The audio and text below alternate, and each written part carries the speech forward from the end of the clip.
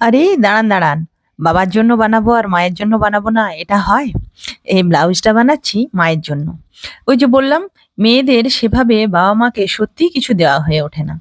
যেগুলো দেওয়া হয় সেগুলো কিন্তু ঠিক মেয়েরা দেয় কি, মানে ওই জামাইরাই দেয় আর কি। যাই হোক, এখন যখন এটা করতে পারি তখন ভাবলাম একটা মাকে বানিয়ে দিই। আসলে আমার মা ওই নো কমপ্লেন, নো ডিমান্ড টাইপের মানুষ। কোনোদিন আমি দেখিনি আমার মাকে কোনো কিছু নিয়ে অভিযোগ করতে, কোনো নেই বলে সেটা নিয়ে অভিমান করতে, দুঃখ করতে, কষ্ট পেতে। মায়ের যা আছে সেটাতেই মা খুব খুশি থাকতেন সবদিন। এমনকি আমরা দেখেছি ছোটবেলায় পুজোর সময় আমরা ভালো, ভালো জামা আমাদের মা কিনে দিতেন, যে ভালো, ভালো দামি পোশাক। কিন্তু মা নিতেন ছাপা শাড়ি। মা বলতেন, "দূর, দামি শাড়ি নিয়ে কি হবে? সেগুলো তো সব বাক্সবন্দী।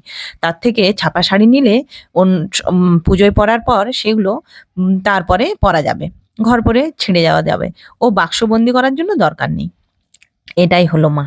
আমি আমার মাকে কোনোদিন ঠোঁটে লিপস্টিক লাগাতে দেখিনি, চোখে কাজল পরতে দেখিনি।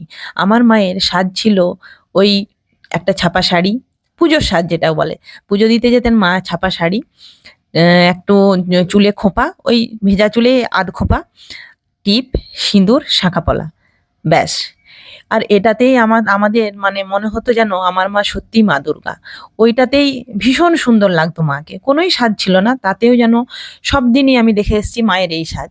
কিন্তু আমার ভীষণ রাগ হতো। সবাই যখন ভালো, ভালো শাড়ি পরতো দামি, দামি, আমার মা কিন্তু সাজগোজ, শাড়ি সেরকম কিছুই করতেন না। এমনকি সেটা নিয়ে কোনো অভাব অভিযোগই ছিল না। আমার মা কিন্তু ভীষণ সুন্দরী ছিলেন। এখন বয়সের মানে ভারে ভারাক্রান্ত, কিন্তু সব দিনই। ওই জন্যে আমার সব দিন মনে হতো আমার মা দুর্গার মতো। যাই হোক, আজ মায়ের জন্য নিজের হাতে এটা বানিয়ে আমি তো ভীষণ খুশি। জানি না কেমন হয়েছে, আপনারা বলবেন। আর এটা আমার মা, মায়ের সঙ্গে এই প্রথম একটা ভিডিও করলাম। নমস্কার।